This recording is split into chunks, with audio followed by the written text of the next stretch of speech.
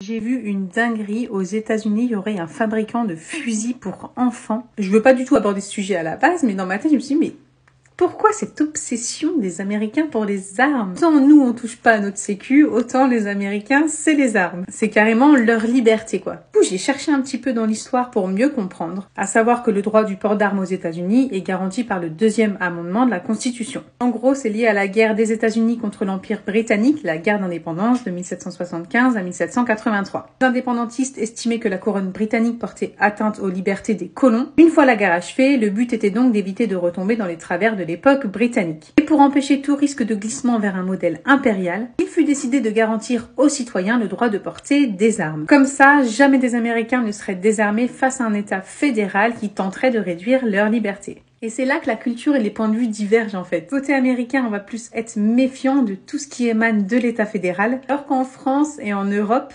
il est admis que c'est du ressort de l'État d'assurer la sécurité publique. Du coup, ça reste bien ancré chez eux, qu'ils doivent se protéger eux-mêmes en fait. Puis petit à petit, il y a eu vachement de marketing sur les armes aux États-Unis et les puissants lobbies qui sont là. Forcément, c'est une culture qui reste encore plus ancrée, je pense. Bon voilà, j'ai répondu à ma question, c'est super.